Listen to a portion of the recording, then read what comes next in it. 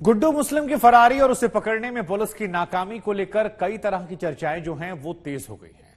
गुड्डू मुस्लिम के गुनाहों की तारीख के जानकार ये आशंका जताने लगे हैं कि कहीं गुड्डू मुस्लिम ने अतीक के साथ गद्दारी तो नहीं कर दी, क्योंकि गुड्डू मुस्लिम के बारे में जानने वाले ये दावा करते हैं कि गुड्डू जिसके भी साथ जाता है उसे बाद में फंसा देता है, या तो वो जेल जाता है या मर जाता है। इसलिए आज भी ये बढ़ती आशंका हो रही है कि माफियाओं का मेन आदमी गुड्डू बमबाज कहीं गुड्डू गिरगिट तो नहीं निकल गया।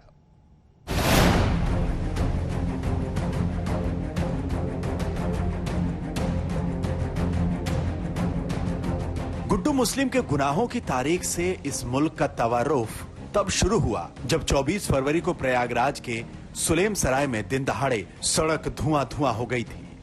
क्राइम करते हुए स्कूल दिखने वाले क्रिमिनल के बारे में सभी लोगों ने जाना कि यह गुड्डू मुस्लिम उर्फ गुड्डू बमबाज है।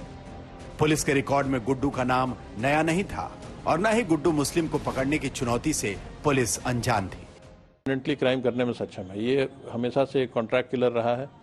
पूर्व में भी इसका जब इंट्रोगेशन हुआ था तो ये जानकारी में आया था कि ये पटना बेऊर जेल राजन तिवारी से कोई कॉन्ट्रैक्ट लेने गया था।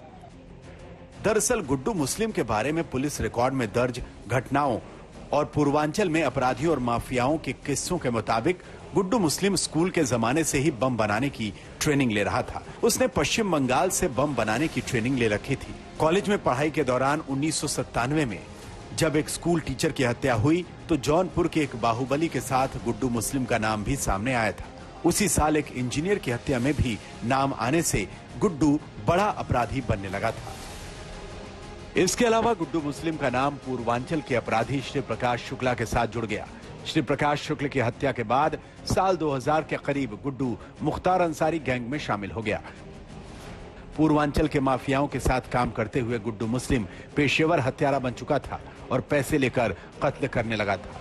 2001 में पटना में गुड्डू एक किलिंग कॉन्ट्रैक्ट लेते वक्त पकड़ा गया था और जेल भी चला गया था। जब इसे सजा हो गई थी, 10 वर्ष की सजा एनडीपीएस एक्ट में हुई थी, उसके बाद अतीक ने अपने वकीलों के माध्यम से इसकी जमानत कराई थी और तब से ये अतीक गैंग के लिए काम कर रहा था। गुड्डू मुस्लिम के गुनाहों की कहानियों को करीब से देखने और समझने का दावा करने वाले समाजवादी पार्टी के विधायक और माफिया कहे जाने वाले अभय सिंह के करीबी रणधीर सिंह लाला गुड्डू की गद्दारी की कहानियां सुनाते हैं। पवन पांडे सत्येंद्र सिंह को मरवाने के लिए गुड्डू मुस्लिम को यूज किया। गुड्डू मुस्लिम सत्येंद्र सिंह का बड़ा करीबी हुआ, बहुत नजदीक हुआ। सत्येंद्र सिंह को मारने के लिए, मरवाने के लिए सत्येंद्र सिंह के घर से उनकी जिप्सी में बैठ के चला। सत्येंद्र सिंह के ऊपर हमलावार जो है हमला करते हैं। ऐसे में गुड्डू मुस्लिम मारुति कार में सवार था। जब सत्येंद्र सिंह के ऊपर हमला हुआ तो उसकी दूरी ज्यादा 100 मीटर थी। वो अपनी मारुति कार को बैक करके गांव के गली के अंदर जो है घुसा लिया। सत्येंद्र सिंह की हत्या हो गई, सत्येंद्र सिंह मर गए।